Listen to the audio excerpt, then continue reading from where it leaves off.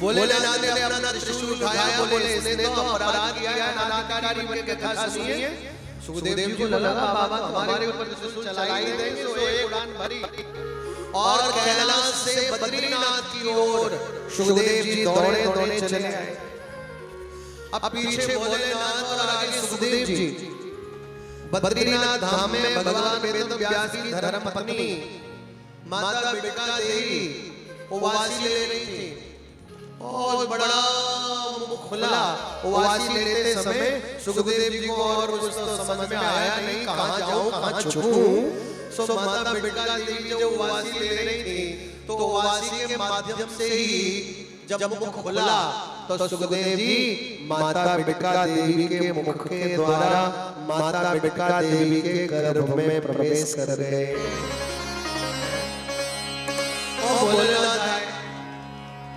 ब्यास जी आपने तोता देखा क्या? ब्यास जी के नेत्र बंद थे, ध्यान में बैठे हुए थे और जो आंखें खोल के देखा भोलेनाथ खड़े हैं, हाथ में त्रिशूल लिए खड़े हैं। ब्यास जी बोले देव कहां जा रहे हो? भागे भागे। बाबा बोले आपने तोता देखा क्या? तोता आपको क्या काम पड़ गया तोते से? कैलाश में बैठ करके भजन करने वाला महादेव आज एक तोते के पीछे काहे को पड़ा है? ब्यास जी बताइए आपने किसी तोते को देखा? ब्यास जी बोले नहीं देखा। लेकिन मैं पूछना चाहता हूं आपको तोते के पीछे पड़ने की क्या जरूरत पड़ेगी? बाबा बोले वो क्या है ना, माता पार्वती को, देवी पार्वती को हम अमर कथा का पान करा रहे थे। एक तोते ने अनाधिकारी बन करके कथा सुन ली, व्यास गद्दी के पीछे बैठ करके कथा सुनी उसने। व्यास जी बोले बाबा एक बात बताओ, अमर कथा तोते ने सुनी है? हाँ बोले सुनी है ना। तो क्या करती है आपकी अमर कथा?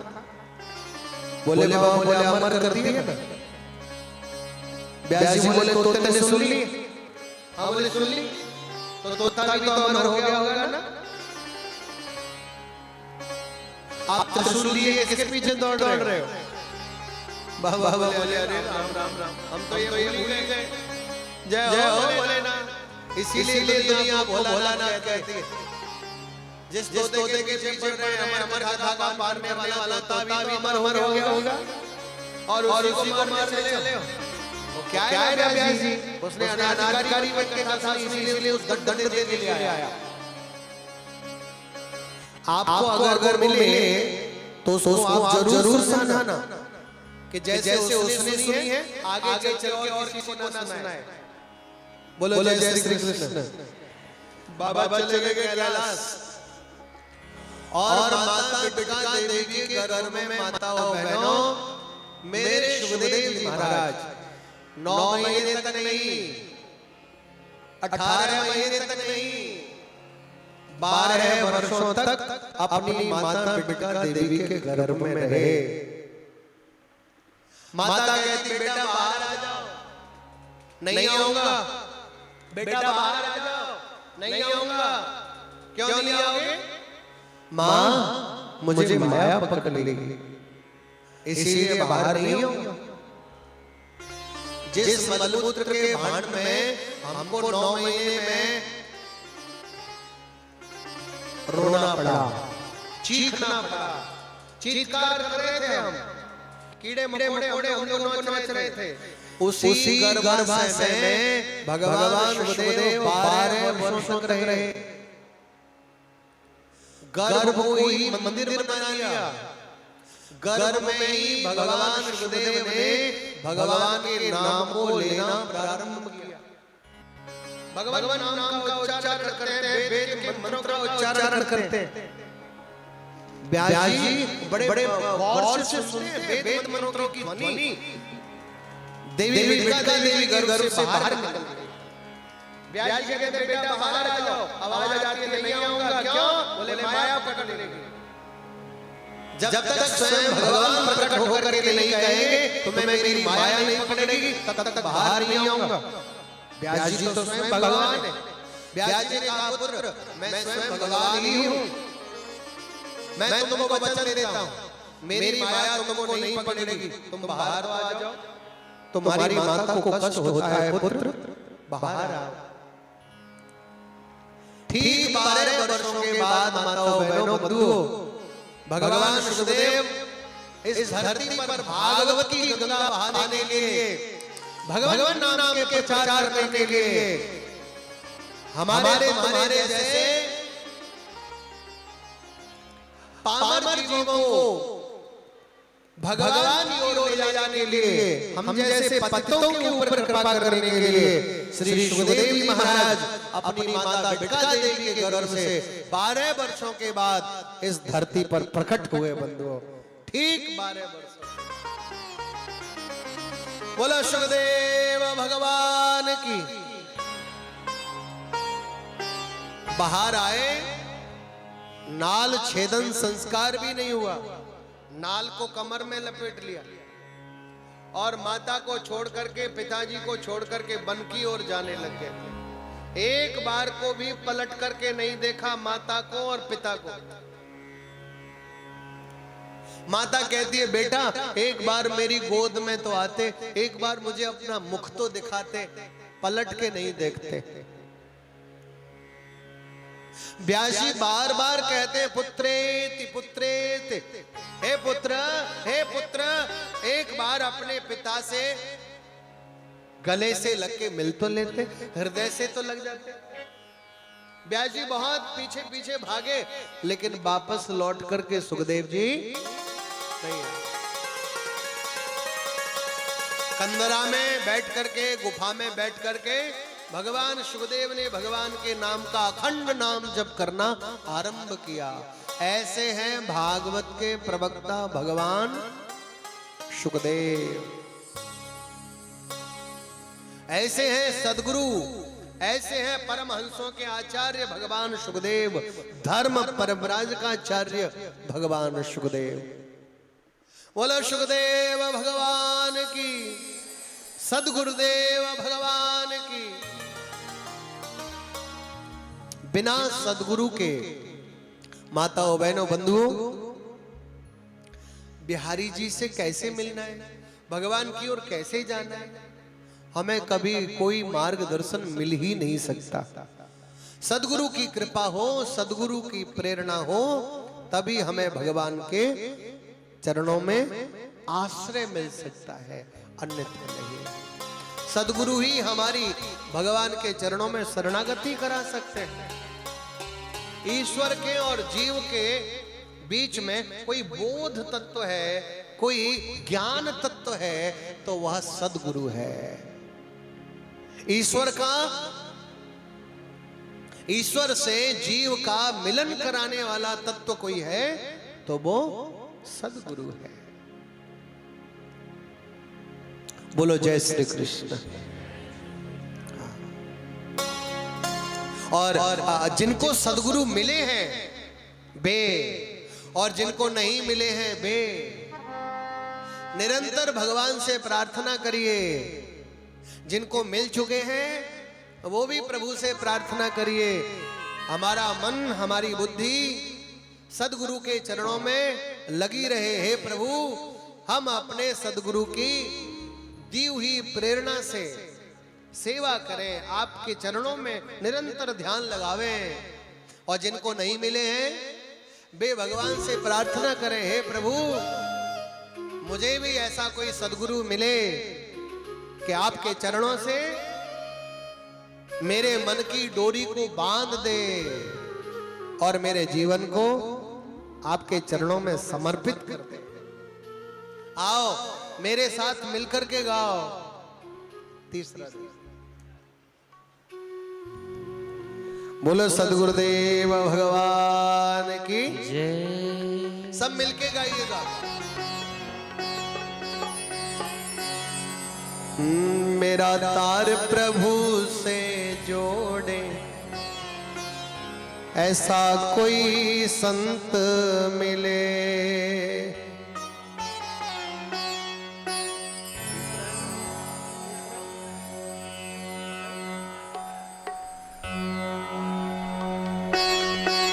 मेरा तार प्रभु से जोड़े ऐसा कोई संत मिले, ऐसा कोई संत मिले, ऐसा कोई संत मिले, हो ऐसा कोई संत मिले, ऐसा कोई संत मिले। मेरा तार प्रभु से जोड़े ऐसा कोई संत मिले, मेरा तार प्रभु से जोड़े ऐसा कोई संत मिले।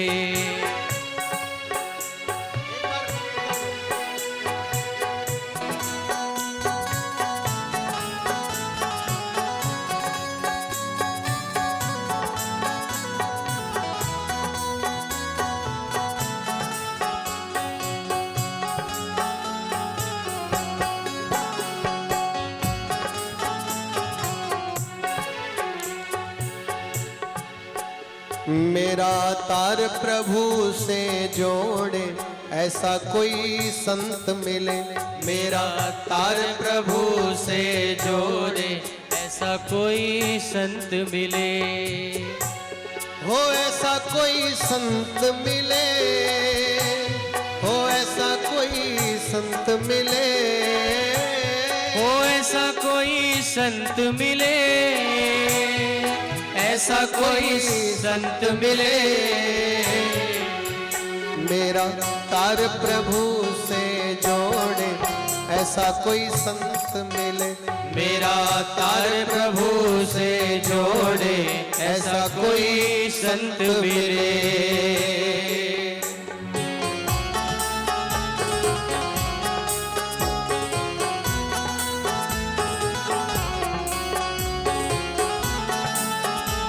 बोलो सदगुरुदेव भगवान की जय।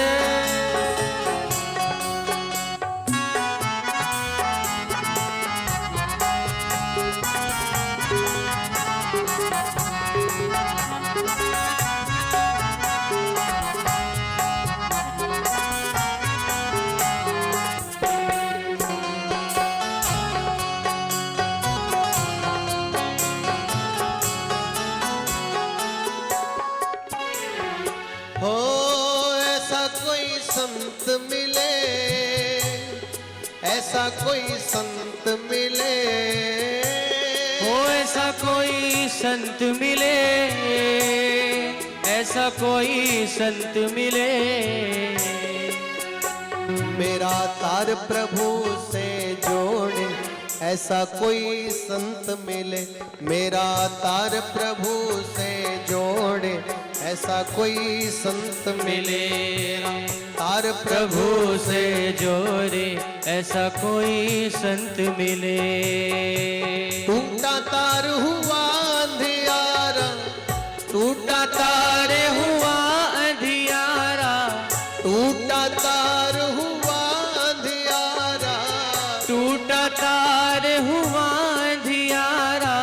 हरि दिखे ना हरि का द्वारा, ओ हरि दिखे ना हरि का द्वारा, हरि दिखे ना हरि का द्वारा, ओ हरि दिखे ना हरि का द्वारा।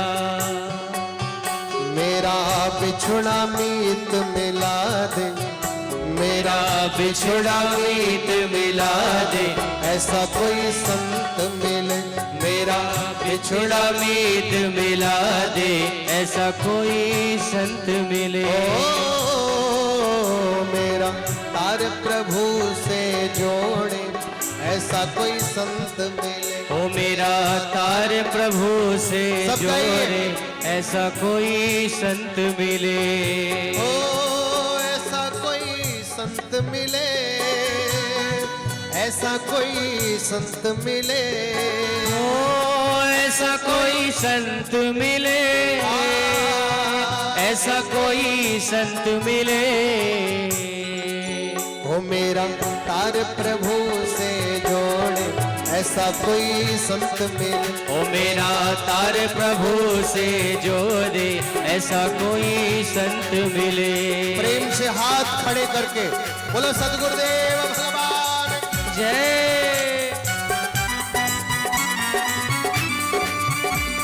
जय हो।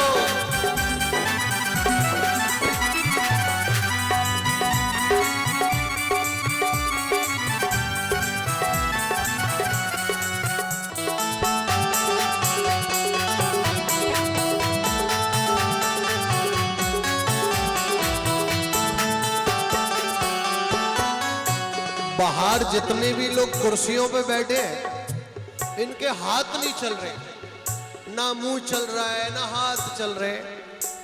और सोच रहे होंगे महाराज जी को दिखाई नहीं दे रहे। ये अच्छी बात नहीं, जब आप हमको देख सकते हैं तो हम आपको नहीं देख सकते क्या? अरे भैया हाथ थोड़े चलाओ, इनसे सेवा कर लो। और वाणी मिली है गुणगान करने के लिए, तो गाओ।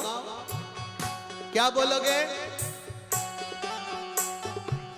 जोड़े तार करे उजियारा, जोड़े तार करे उजियारा, जोड़े तार करे उजियारा, जोड़े तार करे उजियारा।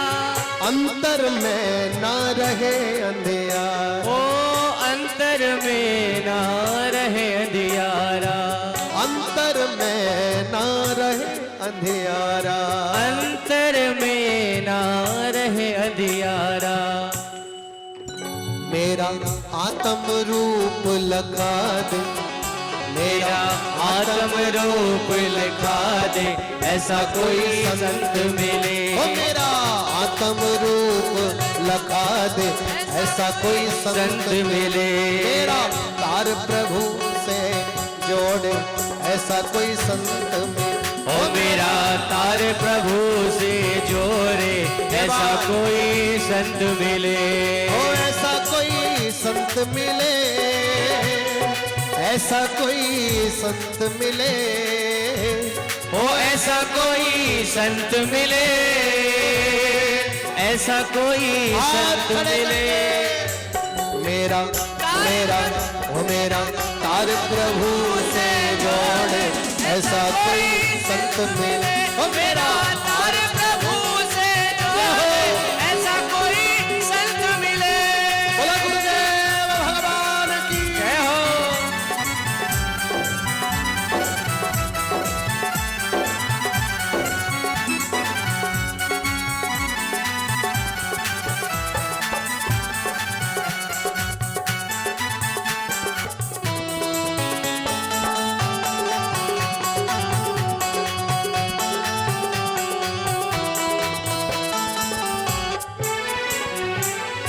जब मैं अटकूं हो, जब मैं अटकूं, जब मैं भटकूं, जब मैं अटकूं, जब मैं भटकूं, जब मैं अटकूं, जब मैं भटकूं, जब मैं अटकूं, जब मैं भटकूं, हरि के मिलन को जब मैं तड़पूं, हरि के मिलन को जब मैं तड़पूं, हरि के मिलन को जब मैं तड़पूं, हरि के मिलन को जब मैं तड़पूं। मेरी मेरी मेरी बाह पकड़ के मिला दे, ओ मेरी बाह पकड़ के मिला दे ऐसा कोई संत मिले। मेरी बाह पकड़ के मिला दे ऐसा कोई संत मिले। मेरी बाह पकड़ के मिला दे ऐसा कोई संत मिले। मेरा तार प्रभु से जोड़े ऐसा कोई संत मिले। तार प्रभु से जोड़े ऐसा कोई संत मिले। मेरा ओ ऐसा कोई संत मिले, ओ ऐसा कोई संत मिले, ओ ऐसा कोई संत मिले। ओ ऐसा कोई संत मिले। मेरा ओ मेरा मेरा तार प्रभु से जोड़े ऐसा कोई संत मिले। ओ मेरा तार प्रभु से जोड़े ऐसा कोई संत मिले। मेरा तार प्रभु से जोड़े ऐसा कोई संत मिले। मेरा तार प्रभु से जोड़े ऐसा कोई संत मिले। बोलो सुखदेव भगवान की जय जय। भागवत भगवान की जय हो। जय जय श्री राधे।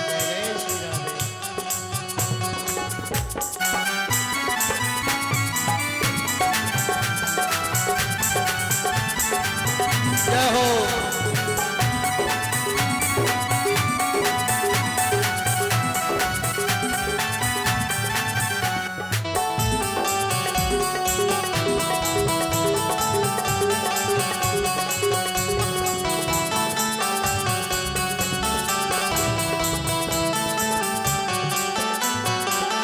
निज में निज का बोध करा दे।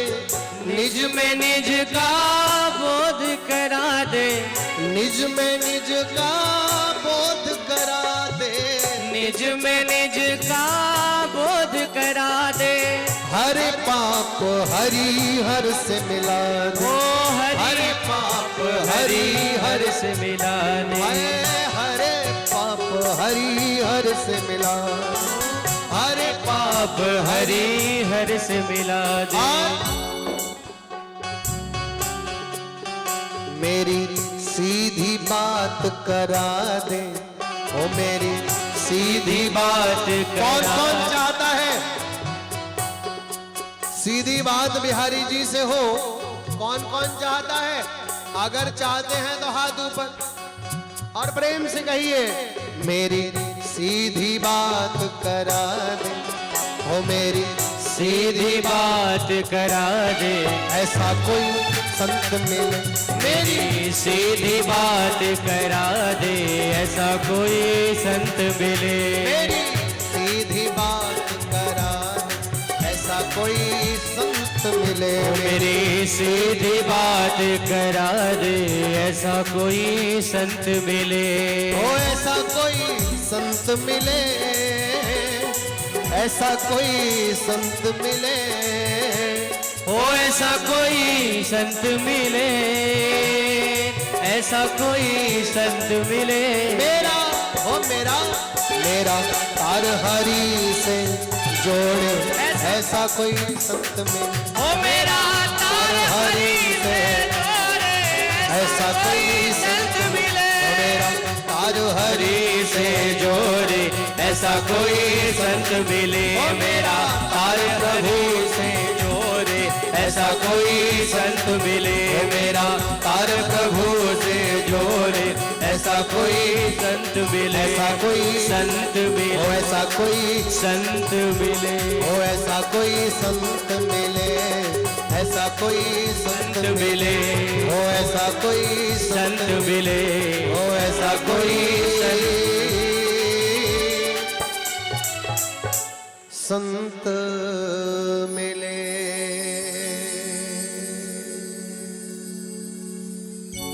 बोलो सद्गुरुदेव भगवान की जय श्री सुखदेव भगवान की जय जय जय श्री राधे। जय जय श्री राधे।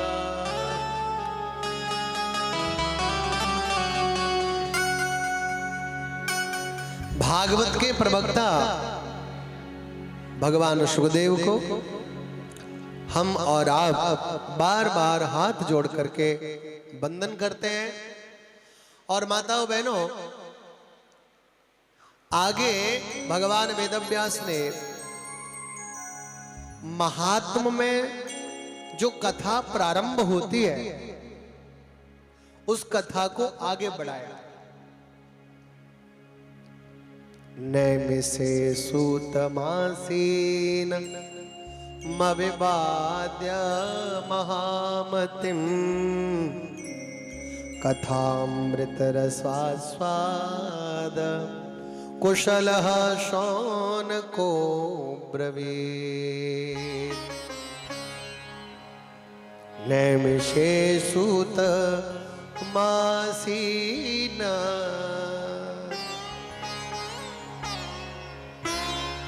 आप में से नैमिषारण्य कौन कौन गया है? नैमिषारण्य आप में से कौन कौन गया है? कोई नहीं गया। अरे राम राम राम।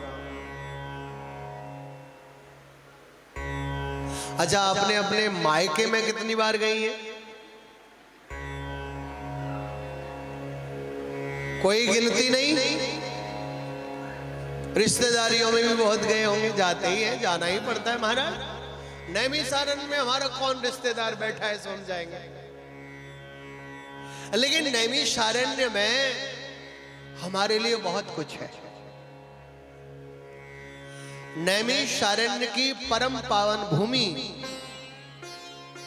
भागवत कथा की दृष्टि से बड़ी श्रेष्ठ है, और वैसे भी भजन करने के लिए बड़ी दिव्य भूमि है नैमिषारण्य की भूमि। सप्त ऋषियों ने भगवान से पूछा, भजन करने के लिए शांति प्रिय स्थान कौन सा है हमारे लिए? भगवान ने अपने चक्र को आगे कर दिया और सप्त ऋषियों को कहा कि मेरा चक्र जहां पर रुक जाए उसी भूमि को भजन करने के लिए सर्वोत्तम भूमि मानना। आगे आगे चक्र चला और पीछे पीछे ऋषिगण चले।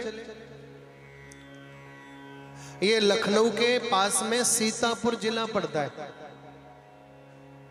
लखनऊ तो सुना ही होगा आपने। लखनऊ से आगे सीतापुर है। सीतापुर जिले के अंतर्गत ही नैमिषारण्य आता है। बड़े सघन वृक्ष हैं, बड़ा सघन वन है। नैमी धन अरण्य नैमिषारण्य, जहां बहुत गहरा अरण्य यानी वन था, ऐसी जगह पर भगवान के चक्र की नेमी गिरी। भगवान के चक्र की नेमी ने धरती का भेदन किया। उसी भूमि का नाम है नैमिषारण्य। चक्र की नेमी के द्वारा धरती का भेदन हुआ तो धरती से दिव्य जल की धारा प्रकट हुई, और उसी जल की धारा को आज वर्तमान में कहा जाता है चक्र तीर्थ। क्या कहा जाता है? चक्र तीर्थ। जैसे गया में हमारे पितरों का मुख है ना, मुख पिंडदान करते हैं ना, गया में मुख ही तो है। हमारे पितरों का गया में मुख है, इसीलिए हम लोग गया में पिंडदान करने जाते हैं।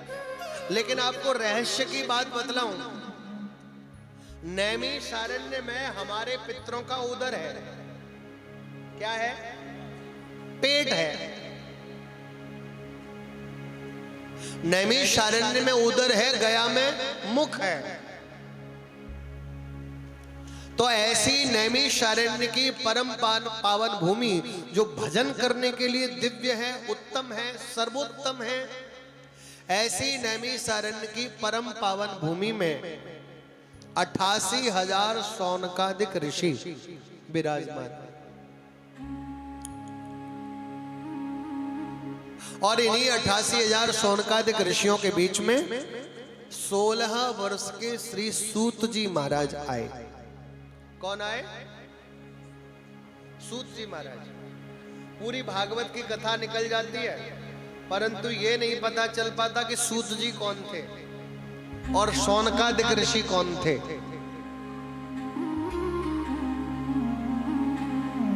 88,000 हैं ये ऋषि, जिनका नाम है शौनकादि ऋषि। 88,000 ऋषियों में जो मुखिया हैं उनका नाम है शौनक। क्या नाम है? शौनक। और जो बाद बाकी 87,999 है वो नाम तो उनके भी हैं, परंतु मुखिया के नाम से ही जाना जाता है इनको। शौनक आदि आदि आदि, शौनक आदि ऋषि। इनमें से किसी ऋषि की आयु है 100 वर्ष की, किसी की है 1000 वर्ष की, किसी की 1,00,000 वर्ष की। ऐसे ऋषियों के बीच में श्री सूत जी महाराज आए, और ऐसे ही नहीं आ गए। इन ऋषियों ने कलश स्थापन किया, गणपति गजानन का पूजन किया, समस्त देवी देवताओं का आह्वान किया, और पूजन करके, वरुण स्थापन करके भगवान से प्रार्थना भी की कि हे प्रभु, अब हमें आपकी कथा सुनाने वाला कोई मिल जाए, कोई आ जाए। तब सूत जी महाराज का आगमन हुआ, और शौनकादिक ऋषियों ने जो आयु में 10,000 वर्ष वाले हैं, कोई 1,00,000 वर्ष वाला है, कोई 1,000 वर्ष वाला है, इन्होंने 16 वर्ष के सूत जी महाराज को प्रणाम किया। करना चाहिए क्या? कहां 16 वर्ष के और कहां 1000 वर्ष वाले, 10,000 वर्ष वाले, कोई 1,00,000 वर्ष की आयु वाला। और ये किसको प्रणाम कर रहे हैं? 16 वर्ष के सूत जी महाराज को। हमारे बुजुर्गों ने हमको क्या सिखाया है, हमारे पूर्वजों ने हमको क्या शिक्षा दी है, ये हमको ग्रहण करनी चाहिए।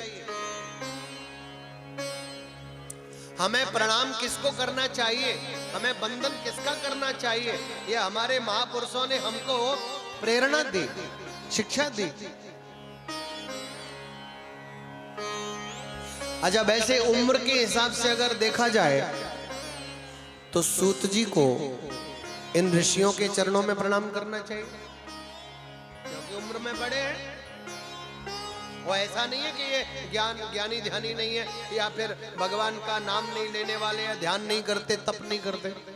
सब तपस्वी हैं, नामी महात्मा है। लेकिन 88,000 शौनकादिक ऋषियों ने सूत जी को प्रणाम किया। सूत जी ने पूछ लिया, ऋषियों, मैं उम्र में नन्हा सा बालक, 16 वर्ष का बालक, प्रणाम तो मुझे करना चाहिए, आप मुझे कर रहे हैं। तब शौनकादिक ऋषियों ने उत्तर दिया, सूत जी, हम जानते हैं बड़ा कौन है। और यह बात बहुत ध्यान से सुनना। शौनकादिक ऋषि कहते हैं सूत जी को कि हम जानते हैं बड़ा कौन है। अरे कोई धन में बड़ा हो जाए वो बड़ा थोड़ी ना होता है, कोई बल में बड़ा हो जाए वो बड़ा थोड़ी ना होता है, कोई उम्र में बड़ा हो जाए वो भी बड़ा नहीं होता। धन वृद्धा बल वृद्धा आयु वृद्धास्तथैव च ते सर्वेपि ज्ञान वृद्धाश्च किंकिरा शिष्य किंकिरा। कोई धन में बड़ा हो, बल में बड़ा हो, उम्र में बड़ा हो, वो हमारी नजरों में बड़ा नहीं है। सूत जी बोले, फिर आपकी नजरों में बड़ा कौन है? तो शौनकादिक ऋषियों ने कहा, हे सूत जी महाराज, हमारी नजरों में बड़ा वही है जिसके जीवन में ज्ञान है, जो ज्ञानी है वही हमारी नजरों में बड़ा है। और ध्यान रखना, ज्ञानी आपका पोता भी हो सकता है, ज्ञानी आपका बेटा भी हो सकता है। बेटा नाती भी, अगर 5 वर्ष का नाती भी कह दे कि बाबा अब तो भजन कर लो, 80 साल की उम्र हो गई,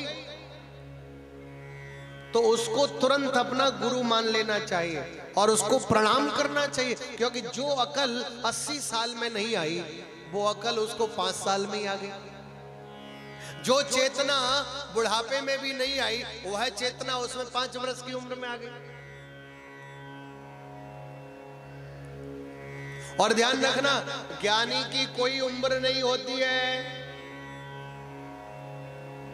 ज्ञानी बच्चा भी हो सकता है और बच्चे से भी अगर आपको ज्ञान मिलता है तो उसको भी गुरु मान लेना चाहिए, उसको भी प्रणाम करना चाहिए। वो 5 वर्ष का बच्चा भी बंद नहीं है।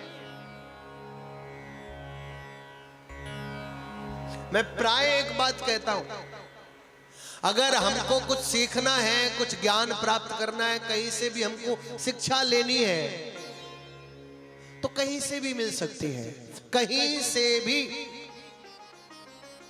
अच्छाई को ग्रहण करने वाले बुराई के ढेर में से भी अच्छाई ग्रहण कर लेते हैं, और जिन्हें अच्छाई लेनी ही नहीं है वो अच्छाई में से भी बुराई खोज लेते हैं। ध्यान रखना, शिक्षा बाल से और बाल से, शिक्षा ज्यादा उदाहरण नहीं दे रहा, अब बाल से और बाल से दोनों से मिल जाती है।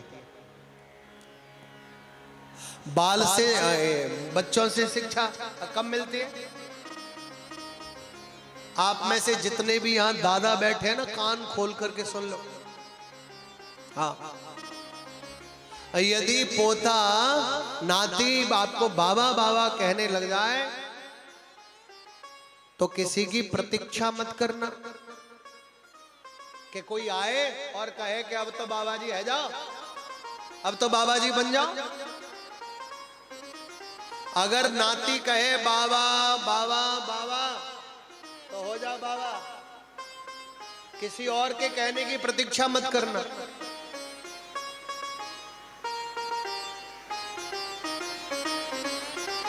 शिक्षा बाल से और बाल से दोनों से मिलती है। अगर नाती कहे बाबा तो हो जाओ बाबा।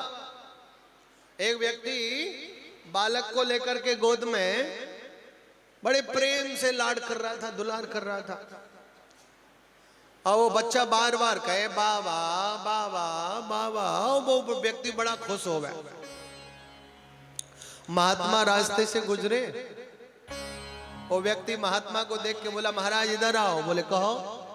बोले आपकी तरह हमको भी बाबा जी बनना है, हमको भी अब घर में मन नहीं लगता, हमको भी बाबा जी बनना है। तब तक वो बच्चा फिर से बोला बाबा बाबा। महात्मा को बड़ा अटपटा लगा। बता, छोटा सा बच्चा कहता है बाबा बाबा बाबा और हमसे पूछता है, हमसे कहता है कि हमें भी बाबा जी बनना है। अरे जब ये छोटा सा बच्चा कहता है कि हो जाओ बाबा, बन जाओ बाबा, तो क्यों नहीं बनते? बार बार कहता है बाबा बाबा बाबा, फिर भी बाबा जी नहीं बनते। लेकिन वो व्यक्ति बड़ा चतुर था, क्योंकि उसको बाबा जी तो बनना नहीं था। अब वो फंस गया। महात्मा बोले क्यों क्यों नहीं बनते बाबा? बनते क्यों नहीं हो? देखो छोटा सा बच्चा कहता है बाबा बाबा बाबा, क्यों नहीं बनते हो बाबा? अब वो क्या करे, फंस गया। उसे बाबा जी तो बनना नहीं था, ऐसे ही कह रहा था, वो तो मजाक कर रहा था। उसने युक्ति अपनाई, महाराज करूं क्या? जब ये बच्चा कहता है कि बाबा बाबा बाबा, तो मन तो मेरा बहुत करता है कि बन जाऊं बाबा, लेकिन जैसे ही मैं इसको गोद से नीचे उतारता हूं तब तक बेटी का बेटा मेरी गोद में आके बैठ जाता है। अब वो कहता है ना ना, मैं तो चाहता हूं कि बन जाऊं बाबा, लेकिन बेटी का बेटा गोद में आके बैठता है तो कहता है ना ना, अभी बाबा जी मत बनो, नाना बाबा जी नहीं। अब जिन लोगों को भजन नहीं करना है, बाबा जी बनना नहीं है, उनके लिए बहाने बहुत है, लेकिन शिक्षा तो बालकों से भी मिल जाती है। अच्छा, मैं कह रहा था कि ये बालों से भी शिक्षा मिलती है। ये बाल हमको क्या शिक्षा देते हैं? ये बाल हमको कहते हैं देखो, जब तुम बाल थे तब हम भी बाल थे, जब तुम बाल थे तब हम भी बाल थे, तुम जवान हो गए तब भी हम बाल ही रहे, तुम्हारा बुढ़ापा आ गया अभी भी हम बाल हैं, लेकिन धिक्कार है तुम्हारे लिए, तुम बाल थे तब भी हम बाल थे, तुम जवान हो गए तब भी हम बाल रहे, अब बुढ़ापा आ गया, हम तो अभी भी बाल हैं, लेकिन धिक्कार है तुम्हारे लिए, हमने तो अपना रंग बदल लिया बुढ़ापा आने पर, तुमने अपना जीने का ढंग। बाल भी हमको शिक्षा दे, बाल भी शिक्षा दे। हम सफेद हो गए,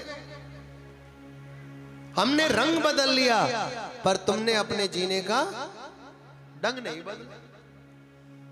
लेकिन जिन्हें भजन करना ही नहीं है, जिन्हें अपना ढंग बदलना ही नहीं है, वो तो गोदरेज का पाउडर लगाते हैं। गोदरेज वाला जो आता है वो नाई से कहते हैं एक भी ने बच जाए, सब लगा, सब पे लगा। हम तो भगवान के द्वारा दिए गए जितने भी वारंट है ना, उनको खारिज कर देते हैं। बाल सफेद हो जाए तो डाई तैयार, दांत गिर जाए तो बत्ती सी तैयार,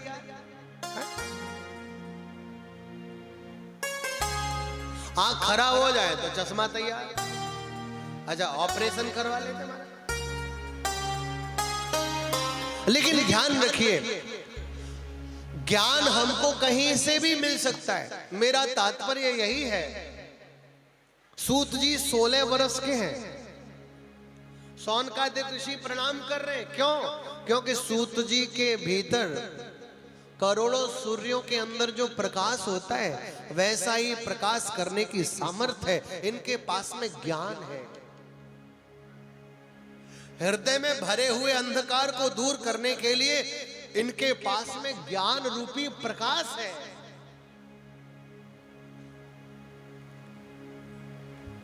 और शौनकादिक ऋषि बोले, सूत जी हमारा अहो भाग्य है कि आप हमारे बीच में पधारे। मैं चलते चलते ये बता देता हूं कि सूत जी कौन है। सूत जी भगवान वेद व्यास के प्रधान शिष्य हैं। जैसे सुखदेव जी को भगवान वेद व्यास ने कथा पढ़ाई सिखाई, वैसे ही सूत जी महाराज ने भी पढ़ी। सुखदेव जी के संग में बैठ कर के ही सूत जी ने भी पढ़ ली। बस अंतर सिर्फ इतना है कि सुखदेव जी बेटा हैं और सूत जी व्यास जी के शिष्य हैं।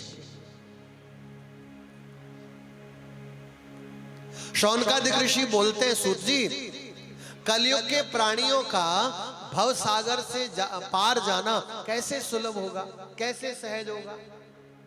आगे कलयुग आने वाला है, कलयुग के प्राणी भवसागर से पार कैसे जाएं। काल ब्याल मुखग्रास त्रास निर्णास हेतवे, हमें बताइए आप। श्रीमद् भागवतम शास्त्रम कलौ कीरेण भासितम।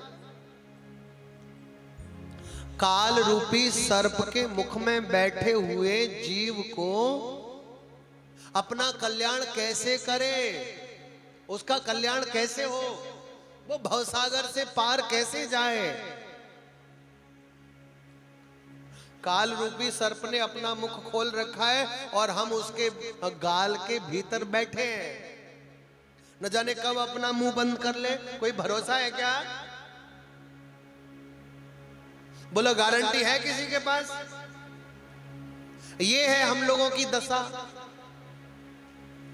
ये काल रूपी सर्प जब अपना मुख बंद कर ले, तभी हमारी जीवन लीला समाप्त। ऐसे अल्प समय वाले, ऐसे मंद भाग्य वाले, ऐसे मंदमती वाले, मंदा सुमंद मतयो मंद भाग्या ह्युपद्रता। कलयुग के प्राणी कैसे होंगे? मंद भाग्य वाले होंगे। और कैसे होंगे? बोले मंदमती वाले होंगे।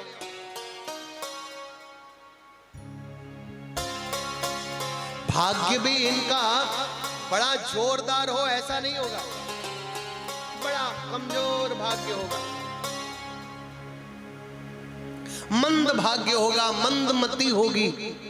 कोई कितना ही समझाए लेकिन सब ऊपर होके निकल जाएगा। और ऐसा ही होता। बुरी बातें बहुत जल्दी ग्रहण कर लेते हैं हम लोग। अच्छी बातें चाहे कोई कितनी बताए, एक भी भीतर नहीं उतरती। इसे कहते मंदमती होना। जिनकी मति प्रखर होती है उनके भीतर सभी अच्छी बातें उतर जाती हैं, लेकिन जो मंदमती वाले होते हैं वे कितनी अच्छी बातें उनको कह लो भीतर नहीं उतरती। ऐसी मंदमती वाले, मंद भाग्य वाले कलयुगी प्राणी जो काल के गाल में बैठे हैं, वो भवसागर से पार कैसे जाएं, ये बताइए हमें। सूत जी महाराज भी बड़े महापुरुष हैं। सूत जी महाराज बोले, हे शौनकादिक ऋषियों, मैं ज्यादा विलंब नहीं करता, क्योंकि शौनकादिक ऋषि पहले ही कह चुके हैं कि आप हमें जो भी सुनाएं, उद्देश्य ये है कि ये बताइए कि काल के गाल से प्राणी कैसे मुक्त हो और कैसे भवसागर से पार जाए। और हाँ, कथाएं तो बहुत हैं, हमें कथाएं नहीं, कथाओं का सार सुनना है।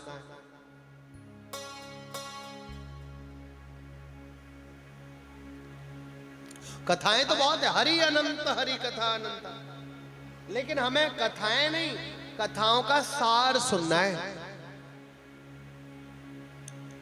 सूत जी महाराज बोले, सार की बात यही है, यदि भव सागर से पार जाने की इच्छा है, संसार सागर से पार जाने की इच्छा है, तो कृष्ण कथा की नौका में बैठ जाओ।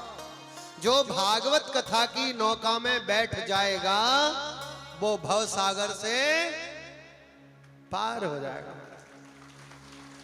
और ये बात केवल भागवत की नहीं है। अगर आप रामचरितमानस भी पढ़ेंगे तो रामचरितमानस में भी बाबा तुलसीदास जी ने एक चौपाई लिखी है। अब आपको याद है कि नहीं है वो मुझे मालूम नहीं, पर मैं आपको बतला देता हूं।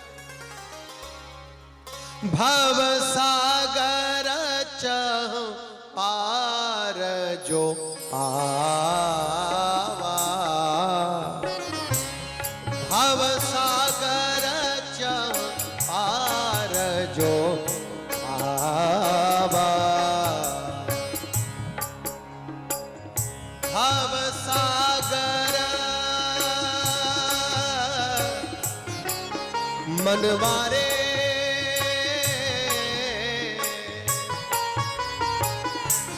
भव सागर चह पार जो पारा। समझाइए, भव सागर चह पार जो आवा, राम कथा कहूँ दृढ़ भावा, राम कथा कहूँ दृढ़ भावा। सीधा सीधा अर्थ है इसका, भव सागर चह पार जो पावा। जो भव सागर से पार जाना चाहते हैं वे क्या करें? बोले राम कथा ताकहूं, राम कथा दृढ़ नावा। उनके लिए राम कथा सुंदर सुदृढ़ नौका है। नौका तो बहुत है, लेकिन ये राम कथा और कृष्ण कथा की नौका कैसी है? सुंदर और सुदृढ़। कैसी है? सुंदर और सुदृढ़ है, बीच में छोड़ने वाली नहीं है। कोई कोई नाव ऐसी होती ना, बीच में ही पानी भर गया उसमें और डूब गई। रोज खबर सुनते ना, एक नाव उधर डूब गई, और जहाज डूब गया, ये हो गया वो हो गया। अरे राम कथा की कृष्ण कथा की नाव कैसी है? सुंदर है और सुदृढ़ है। ये बीच में छोड़ने वाली नहीं है, लेकिन शर्त ये है कि आप इसमें से उतरिए मत, निरंतर इसमें बैठे रहिए।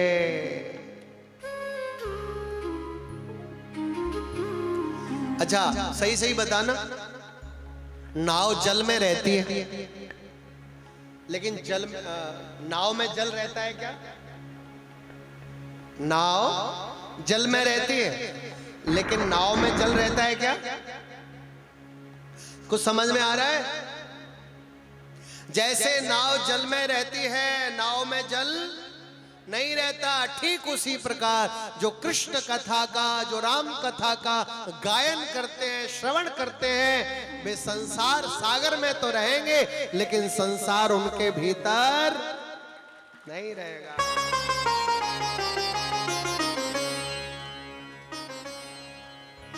वे संसार में बसेंगे तो सही पर फंसेंगे।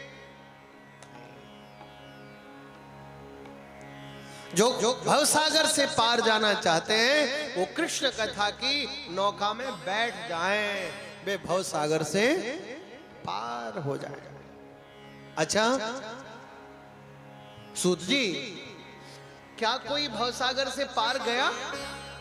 भागवत कथा की नौका में बैठ के कोई भवसागर से पार गया क्या? हाँ गया ना। एक छत्रपति सम्राट महाराज परीक्षिते कथाम वक्तुम सभायाम संस्थिते सुखे सुधा कुंभम गृहीत्वैव देवास्तत्र समागमन।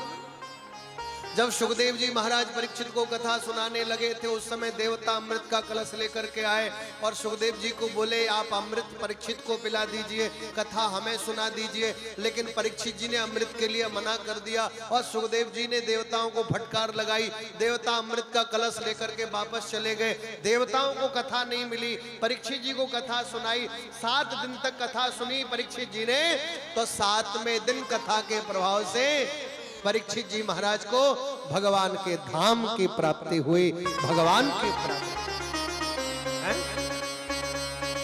लेकिन शर्त ये है कि आपके सामने कोई अमृत का कलश भी ला करके रख दे और कहे कि आप अमृत का पान कर लो और कथा हमें दे दो। तो परीक्षित जी ने जैसे अमृत को एक बार भी पलट के देखा तक नहीं, कथा को ही चुना।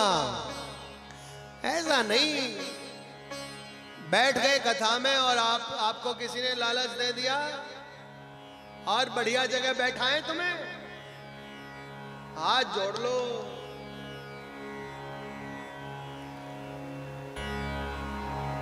हमें नहीं जाना। परीक्षित जी ने कह दिया था गुरुदेव मुझे अमृत नहीं पीना, मुझे तो आपके वचनामृतों का पान करना है, मुझे कथा सुननी है। कथा के प्रति हम लोगों के मन में इतना प्रेम हो, कथा के प्रति हमारी बुद्धि में, हमारी मति में इतनी निष्ठा हो कि देवता भी अमृत का कलश ला करके दें और कहें कि अमृत पियो, कथा छोड़ दो, तो देवताओं को कह देना अपना अमृत अपने पास रखो, हम अमृत नहीं, हम तो भगवान की कथा अमृत का पान करेंगे, भगवान की कथा का अमृत पान करेंगे। परीक्षित जी के जैसे बनना है। कोई कैसी भी परीक्षा ले ले, ठाकुर जी की कथा को नहीं छोड़ना है। जो परीक्षा दे वो परीक्षित, और जो परीक्षा की दृष्टि से सब में भगवान को देखे वो परीक्षित। और तीसरी बहुत बढ़िया बात, जो प्रतीक्षा करे उसे परीक्षित कहते हैं। जिसे केवल भगवान की प्रतीक्षा है, जो केवल प्रभु से मिलना चाहता है, उसे परीक्षित कहते हैं। और आपको ऐसा ही बनना है। आपकी निष्ठा भी ऐसी ही होनी चाहिए।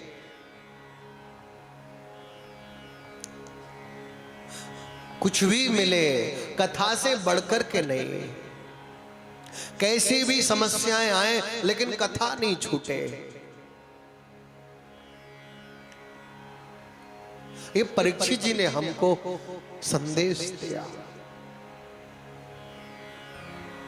भागवत क्या है? ब्रह्मा जी ने तराजू लेकर के देवताओं का भ्रम दूर करने के लिए एक पलड़े में भागवत जी को रखा, दूसरे पलड़े में सत्कर्मों को, पुण्यों को रखा, और जैसे ही तराजू उठाया भागवत का पलड़ा नीचे ही रह गया और सत्कर्मों का, पुण्यों का पलड़ा ऊपर उठ गया। अरे ब्रह्मा जी बोले देवताओं अमृत का कलश लेके गए थे ये सोच करके कि हमको कथा मिल जाएगी। अरे कथा कोई कागज के पन्ने हैं क्या, कोई पोथी है क्या? अरे भागवत कागज के पन्ने नहीं, पोथी नहीं तो तेने अंबांगमयी मूर्ति प्रत्यक्षा वर्तते हरे, तेने अंबांगमयी मूर्ति प्रत्यक्षा वर्तते हरे, सेवनात् श्रवणात् पाठात् दर्शनात् पापनाशिनी, दर्शनात् पापनाशिनी। ये भागवत कथा कागज के पन्ने नहीं है, पोथी नहीं है, साक्षात गोविंद का वांग्मय विग्रह है श्रीमद् भागवत। आप अभी पोथी के आगे नहीं बैठे हैं, आप साक्षात गोविंद के आगे बैठे हैं। यदि थोड़ा सा भी भेद है तो आप कथा में बैठे ही नहीं हैं। 7 दिन तक ठाकुर जी हमारे बीच में साक्षात विराजमान हैं। बोलो जय श्री कृष्ण। परीक्षित जी ने कथा को चुना, अमृत को नहीं। आप भी ये विचार कर लीजिए, आपको अमृत चुनना है या कथा चुननी है। परीक्षित जी ने तो चुन लिया और भगवान के धाम को भी पा लिया, भगवान को भी पा गए। देवताओं को मिली नहीं, अमृत लाए फिर भी नहीं मिली, आप लोगों को मिल रही है। और जब बिना परिश्रम किए आवश्यकता से ज्यादा मिल जाता है तो उसकी वैल्यू हमको थोड़ी कम होती है। आपको सहज में कृपा हो रही है, ठाकुर जी ने अपनी कृपा बरसाई है, तो गरिमा को बनाए रखिएगा, थोड़ा महत्व तो बुद्धि रखिएगा। मैंने वहीं से शुरू किया था और वहीं ले जा रहा हूं आपको। महत्व बुद्धि बहुत आवश्यक है। देवताओं के पास वो सब है जो हमारे पास कभी नहीं हो सकता। हो सकता है क्या? और देवता, आप मुझे बताइए, हम में से कोई ऐसा है जिसके पास में देवताओं के जैसा सब कुछ है? कोई नहीं। हमारे पास वो सब कुछ नहीं है जो देवताओं के पास। देवता हमसे हर कार्य में आगे, पद में आगे, प्रतिष्ठा में आगे, सुंदरता में आगे हैं, और उम्र में आगे, सुख समृद्धि में आगे। रहते भी ऊपर हैं, हम लोग नीचे रहते हैं। और सबसे बड़ी बात है, देते ही रहते हैं वो, इसीलिए उनको कहते हैं देवता। क्या कहते हैं? क्यों? क्योंकि देते रहते। जो देता है वो देवता, और हम लोग कौन है? लेवता। हम लोग जब देखो तब छोटी पूजा करें तो, बड़ी पूजा करें तो, झोली फैला के, हाथ चौड़ा करके और बार बार आंखें बंद करके मांगते ही रहते हैं, मांगते ही रहते हैं। हम लोग लेते हैं इसीलिए लेवता, और देवता देते हैं इसीलिए देवता। जो दे वो देवता, और जो ले वो लेवता। बोलो जय श्री कृष्ण। देवता हमसे हर विषय में आगे हैं, फिर भी देवताओं को कथा नहीं मिली। बस इस पे ध्यान दीजिए। सब कुछ देवताओं के पास हमसे ज्यादा है, आगे है, लेकिन जो देवताओं को नहीं मिला वो हमको मिल रहा है। जो कथा देवताओं को भी नहीं सुनाई सुखदेव जी ने, वो कथा आज हमको और आपको मिल रही है। ये धन की वजह से नहीं, पद की वजह से नहीं, प्रतिष्ठा की वजह से नहीं, तो साक्षात बिहारी जी हमारे ऊपर रीझ गए हैं, राधा नारी रीझ गई हैं, इसीलिए हमको ठाकुर जी की कृपा से कथा सुनने को मिल रही। हम लोगों का इसमें कोई भी प्रभाव या फिर हमारी प्रतिष्ठा, कीर्ति, ऐश्वर्य कुछ भी काम नहीं, कुछ भी काम नहीं आ रहा। ये तो राधा रानी की कृपा है, ठाकुर जी की कृपा है कि हम लोगों को कथा सुनने को मिल रही। बोलो जय श्री कृष्ण। थोड़ा और धीरे बोलो। मुझे तो लगता है आपके मन में भी अमृत पीने की इच्छा है, लेकिन देख लो कथामृत से अच्छा वो स्वर्ग का अमृत नहीं है। अगर मैं उस अमृत की पोल पट्टी खोल दूं तो आप जीवन में कभी पीने की इच्छा नहीं रखोगे, लेकिन खोल ही देता हूं, भेद क्यों रखो। उस स्वर्ग का अमृत पीने वाले पता है क्या होता है, वो यहां से ऊपर तो चले जाते हैं, अमर तो हो जाते हैं, लेकिन ऊपर वो तभी तक रहते हैं जब तक उनके पास में पुण्यों का बैलेंस रहता है। जब तक उनके पुण्य रहते हैं तभी तक वो स्वर्ग में रहते हैं, और जब पुण्य खत्म हो जाए फिर से नीचे आना पड़ता है। अब आप बताओ, स्वर्ग का अमृत पीकर के आप अमर तो हो जाएंगे, और अमर होने के बाद ऊपर भी चले जाएंगे। ऊपर भी आप तब तक रहेंगे जब तक पुण्य होंगे, फिर जहां से गए थे वहीं आ जाएंगे और मरेंगे और नहीं। बोलो जय श्री कृष्ण। लेकिन ये कथामृत कैसा है? सुखदेव जी ने कहा, देवताओं एक बार जो मेरे कथामृत का पान कर लेता है, तुम्हारा अमृत तो पक्षपाती है, अधोगति देने वाला है, पुण्यात्माओं को ही मिलता है, और सदैव के लिए सदगति नहीं कराता, अधोगति कराता है, फिर गिरना पड़ता है।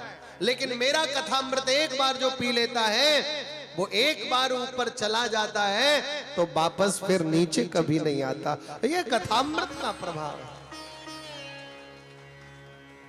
बोलो जय श्री कृष्ण। ऐसा है कथामृत। महत्व बुद्धि रखिए।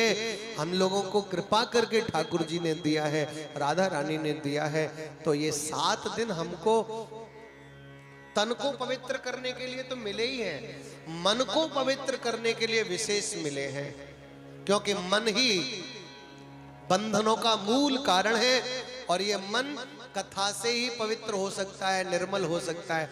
मन के लिए ऐसा कोई साबुन नहीं है कि इसको आप साफ सुथरा कर लो, निर्मल कर लो। हाँ, शरीर के लिए तमाम साबुन है, फेस वॉश है, शैम्पू है, लेकिन मन को पवित्र करने के लिए अगर कोई साबुन है, कोई अच्छा सा फेस वॉश है, तो भगवान की कथा है और भगवान का नाम है, और कोई दूसरा उपाय नहीं। क्या अवसर मिला? शौनकादिक ऋषियों ने कहा सूत जी से, परीक्षित जी के अलावा और भी किसी ने इस भागवत कथा को सुना क्या? तब सूत जी बोले, इस भागवत कथा को सुखदेव जी के अलावा, परीक्षित जी के अलावा नारद जी ने अपने चारों भाइयों के द्वारा, सनक, सनंदन, सनातन, सनत कुमार, चारों भाइयों के द्वारा बद्रीनाथ से चल करके आए हरिद्वार में आनंद नाम के तट पे बैठ करके सुना। बड़े आश्चर्य की बात है। नारद जी 2 घड़ी से ज्यादा कहीं रुकते नहीं, और सनकादिक ऋषि एक स्थान पर ज्यादा समय तक ठहरते नहीं। फिर नारद जी ने कैसे सुन ली 7 दिनों तक, और सनकादिकों ने कैसे सुनाई 7 दिनों तक। बस यह विषय भी हमें कथा के प्रति निष्ठा बढ़ाने के लिए प्रेरित करता है। कथा का प्रभाव ही ऐसा है, भगवान के नाम का प्रभाव ही ऐसा है कि काल की गति भी रुक जाती है। माता भक्ति के कष्ट के निवारण के लिए, ज्ञान वैराग्य के बुढ़ापे को दूर करने के लिए नारद जी ने हरिद्वार में आनंद नाम के तट पे सनक, सनंदन, सनातन, सनत कुमार चारों भाइयों के द्वारा इस भागवत कथा को सुना। माता भक्ति के कष्ट का निवारण भी हुआ, ज्ञान वैराग्य के बुढ़ापे का भी निवारण हुआ। भक्ति सुतौ तरुणो गृहीत्वा प्रेमैक रूपा सहसा विरासित, श्री कृष्ण गोविंद हरे मुरारे नाथेत नामान मुहुर बदंती। जब सनकादिकों ने, हे सौनकादिक ऋषियों, नारद जी को भागवत की महिमा का वर्णन किया, तो माता भक्ति प्रकट हो गई, ज्ञान वैराग्य का बुढ़ापा दूर हो गया। माता भक्ति ताता थैया नृत्य करते हुए सबके बीच में प्रकट होके बोली, हे सनकादिकों, मेरे लिए क्या आज्ञा है? मैं अब कहां विराजमान हूं, कहां बैठूं? सनकादिकों ने कहा, माता जितने भी भक्त कथा सुन रहे हैं, जितने भी श्रोता यहाँ बैठे हैं, उनके हृदय में जाकर के तुम विराजमान हो जाओ। आप सब भी यही प्रार्थना करो, हे माता भक्ति, अपने दोनों बेटाओं के साथ ज्ञान और वैराग्य के साथ हमारे हृदय में आकर के बैठ जाओ। हमारी यही प्रार्थना है और हमारे कथा सुनने का उद्देश्य भी यही है। ऐसा भाव रखिए, तब देखिए निश्चित ही 7वें दिन आपका हृदय माता भक्ति से भरा रहेगा और ज्ञान वैराग्य 8वें दिन के लिए, 9वें दिन के लिए, 10वें दिन के लिए जागृत बने रहेंगे। लेकिन शर्त यह है कि आपको निरंतर कथा सुनती रहनी है, निरंतर चर्चा करते रहना है। बोलो जय श्री कृष्ण।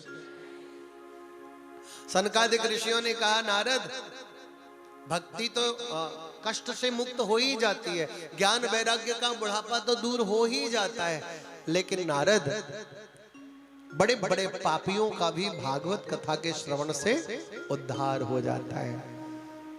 पापी हो, कामी हो, कुटिल हो, अज्ञानी हो, क्रूर हो, भूत हो, पिशाच हो, प्रेत हो। नारद जी बोले, भूत प्रेत भी तर जाते हैं? हाँ, तर जाते हैं ना। मुझे विश्वास नहीं होता। ये आदमी तो बैठे हुए दिखाई देते हैं, भूत प्रेत तो दिखाई ही नहीं देते। कैसे पता चलेगा कथा सुन रहे? तो चारों भैयाओं ने नारद जी को गोकर्णोपाख्यान सुनाया। माताओं बहनों, मैं भी आपको सूक्ष्म रूप से सुनाई देता हूं, आपको बड़े प्रेम से सुन लेना चाहिए। आज की चर्चा का ये मुख्य उपाख्यान है। सनकादिकों ने भूत प्रेत भी तर जाते हैं भागवत की कथा को सुनने से, नारद जी को सुनाया। क्या सुनाया? गोकर्णोपाख्यान सुनाया। और ये बहुत ध्यान से सुनना चाहिए। तुंगभद्रा तटे पूर्वम भूतपत्तनमुत्तमम यत्र वर्णासु धर्मेण सत्य सत्कर्म तत्परा। तुंगभद्रा नदी बहती है कर्नाटक में। तुंगभद्रा नदी के किनारे एक उत्तम नगर था और उत्तम नगर में एक आत्मदेव नाम के पंडित जी रहते थे। कौन से? आत्मदेव। इनकी धर्मपत्नी का नाम था धुंधली देवी। मेरे ख्याल में पूरे कटिहार में किसी का भी नाम आपको मिलेगा नहीं, भले ही सर्वे कर ले, खूब अच्छे से चेक कर ले। पंडित जी का नाम आत्मदेव और पंडितानी का नाम धुंधली देवी। अनेकों वर्ष बीत गए, कोई बच्चा नहीं होता। पेड़ पौधे बहुत लगाए पर कोई हरा भरा नहीं होता। गाय है घर में पर उसने भी कभी बछड़ा बछिया नहीं दिया। अरे पड़ोसी भी यहां तक कहने लगे, पंडित जी तुम्हारा मुख देख लेते हैं तो हमारा बनता हुआ काम भी बिगड़ जाता है। अरे आत्मदेव तो इतने दुखी हो गए। नारद जी से चारों भाई बोले, नारद आत्मदेव इतने दुखी हो गए कि वन में चले गए और वन में एक वृक्ष के नीचे बैठ करके फूट फूट के रोने लगे। रे विधाता, कैसा मेरा भाग्य है, एक संतान भी हो जाती तो क्या हो जाता है? मेरा इतना फूटा भाग्य कि कोई संतान नहीं। और जिनके संतान नहीं होती है ना, ये तो वही जानते हैं कि उनको कैसी पीड़ा होती है गृहस्थ जीवन में आने के बाद। एक महात्मा गुजरे, महात्मा को आत्मदेव ने प्रणाम किया। महात्मा ने पूछा, रोते हुए आत्मदेव से पूछा, कथम रोदिस विप्रत्वम काते चिंता बलीयसी बदत्तम सत्वरम मह्यम स्वस्य दुःखस्य कारणम। तुम ब्राह्मण हो लेकिन रोते क्यों हो? अपनी चिंता का कारण बताओ। आत्मदेव बोले, महाराज कोई बेटा नहीं है। महात्मा ने माथे की रेखाएं पढ़ के बोला, आगे भी नहीं होगा, चिंता छोड़ दो। सप्त जन्मा बधी तव पुत्रो नैवच नैवच। एक जन्म की क्या चलती है, 7 जन्मों तक तुम्हारे यहाँ कोई संतान नहीं है। एक जन्म का कष्ट सहन नहीं होता, 7 जन्मों तक का कष्ट कौन सहन करेगा? आत्मदेव तो चरण पकड़ के बोले महाराज आपके चरणों में सर पटक पटक के मर जाऊंगा, आपको ब्रह्म हत्या लग जाएगी। आत्मा बोले तुम पागल हो गए हो, हमने अच्छा पूछ लिया, तुम क्यों रो रहे हो, बताओ हमको ब्रह्म हत्या लगाओगे। आत्मदेव बोले बस एक ही उपाय है, या तो आप मुझे बेटा दो, नहीं तो आपको ब्रह्म हत्या लगेगी। महात्मा ने देखा कि जिद कर रहा है आत्मदेव, तो झोले से फल निकाला और आत्मदेव को दे दिया। बोले ले जाओ अपनी पत्नी को खिला देना, मेरा आशीर्वाद है बेटा होगा। 7 जन्मों तक विधि के विधान में बेटा नहीं है, और महात्मा कहते हैं ले जाओ फल खिला देना बेटा होगा। ऐसा क्यों? विधि के विधान में तो नहीं था, ये तो पक्की बात है, लेकिन महात्मा ने ही मन में विचार कर लिया आत्मदेव को अभी तो मैं समझा नहीं पाया, लेकिन एक दिन समझा के जरूर रहूंगा। तो आत्मदेव को समझाऊं, उसके लिए महात्मा ने निर्णय कर लिया मैं ही आत्मदेव के यहाँ बेटा बन करके आऊंगा। फल दे दिया, फल लेकर के आए आत्मदेव। धुंधली को बोले देवी फल खाओ, अब हमारे आंगन में भी किलकारियां गूंजेंगी, तुम्हारा बांझपन मिट जाएगा। धुंधली बोली मनी मन अच्छी भली रोटी खा रही थी चैन से, ये बड़ी आफत आ गई। फल दे दिया हाथों में, आत्मदेव चले गए, फल नहीं खाया धुंधली ने। पड़ोसन ने बहुत समझाया खा ले बहन, तेरी गोद हरी भरी हो जाएगी, और संतों का प्रसाद तो भगवान की कृपा से मिलता है। लेकिन इसको तो खाना ही नहीं था। तर्क करती है, कुतर्क करती है। पड़ोसी से बोली तुम्हें पता है, मैंने सुना है, तुम तो कह रही हो खा लो बेटा हो जाएगा, मैंने सुना है 9 महीने में जो पीड़ा गर्भवती महिला को होती है, वैसी पीड़ा न भूतो न भविष्यति, ना तो पहले कभी किसी को हुई, ना आगे कभी किसी को होगी। और मैंने सुना है गर्भवती महिला से ना दौड़ा जाता है ना भागा जाता है। पड़ोसन बोली तुमको कहां भागना है? धुंधली बोली वाह मैं इतनी नासमझ नहीं हूं, मैं गर्भवती हो गई और कहीं गांव में आग लग गई तो? अरे सब भाग जाएंगे, हम अकेले रह जाएंगे तो मर नहीं जाएंगे हैं? ऐसा बोलती है। एवं कुतर्क योगेन तत्फलम नैव भक्षितम पत्या पृष्ठम फलम भुक्तम भुक्तम चेतितैरितम। फल नहीं खाया, तर्क किया। अच्छा तर्क हो ठीक है, एक लिमिट में होना चाहिए, लेकिन तर्क के बाद कुतर्क भी हुआ। कुतर्क बड़ा खतरनाक है, कुतर्क नहीं होना चाहिए। और वैसे मैं तो कहता हूं कोई अच्छी बात है तो उसे सहज में मान लीजिए, मानना ही भक्ति है। यदि किंतु परंतु आ गई तो फिर आप वो बात बाद में भले ही माने, लेकिन उसका आपको वो लाभ नहीं मिलेगा जो पहले मिलता हो। तर्क करने वाले को कभी कुछ हाथ नहीं लगता। एक लड़का बाहर से पढ़ के आया, माता बड़ी खुश हुई, मेरा बेटा बाहर से पढ़ के आया है। लड्डू बनाए, उसने प्लेट में 2 लड्डू रखे, एक हाथ में लोटे में जल भर लिया, और बेटे को बड़े प्रेम से लाड दुलार करके बोली बेटा क्या पढ़ के आए हो? बेटा बोला असंभव को संभव कर दूं। माता बोली बेटा हमारे समय में तो ऐसी कोई पढ़ाई नहीं थी। बेटा बोला ये अभी अभी सीखा है मैंने। कैसे करोगे? और उसको और कुछ तो मिला नहीं, प्लेट में जो लड्डू रखे थे उनको देख करके बोला माता बताओ प्लेट में लड्डू कितने हैं? माँ बोली बेटा लड्डू 2। बेटा बोला मैं सिद्ध कर सकता हूं कि लड्डू 3 है। असंभव को संभव कर दूं, लड्डू 2 हैं लेकिन मैं 3 कर सकता हूं। माता बोली कैसे? बोले गिन के दिखाओ। अब माता तो बेचारी भोली भाली उंगली रख के बोली देखो बेटा 1, देखो बेटा 2। बेटा बोला 2 और 1, क्या बोला? 2 और 1। माता बोली नहीं नहीं बेटा लड्डू तो 2 ही है। बेटा बोला फिर गिनो। अब माता बेचारी फिर भोली भाली देखो बेटा लड्डू, अब तो और ज्यादा उंगली गढ़ा गढ़ा करके बोली देखो बेटा लड्डू 1, देखो बेटा लड्डू 2। बेटा बोला 2 और 1। सिद्ध कर दिया मैंने, लड्डू 3 हैं 2 नहीं। अच्छा विचार करिए, जिसका बेटा इतना महान तो उसका बाप कितना महान होगा। बाप थोड़ी दूरी पे बैठा था, क्या हुआ देवी? अरे बोले मानता ही नहीं है, मैं कहती हूँ लड्डू 2 है, कहता 3 है। बाप आया, बेटा क्या बोल रहे थे तुम? देखो पिताजी मैंने माता को सिद्ध कर दिया, लड्डू 2 नहीं है 3 है। कैसे किया जरा बताओ? ओ वैसे ही बोला, माता गिन के दिखाओ। वहां बोली देखो 1, देखो 2। बेटा बोला पिताजी 2 और 1 कितने हुए?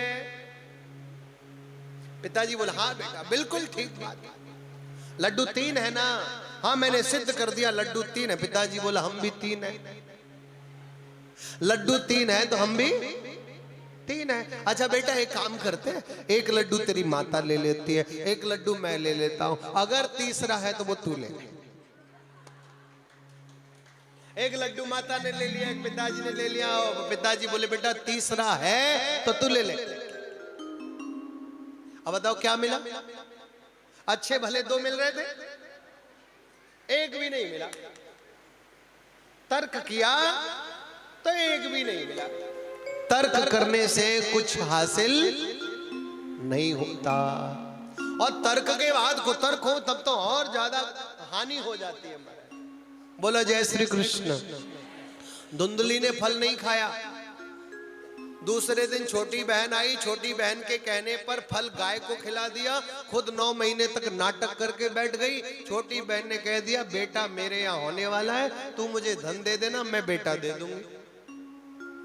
फल गाय को खिला दिया, होना होगा तो गाय के भी हो जाएगा, ऐसा कह गई छोटी बहन। कालांतर में बेटा हुआ तो रातों ही रात दे गई, खूब सारा धन ले गई। धुंधली ने हल्ला मचा दिया, बेटा हो गया बेटा हो गया। पंडित जी भोले वाले खूब खुशियां मनाई।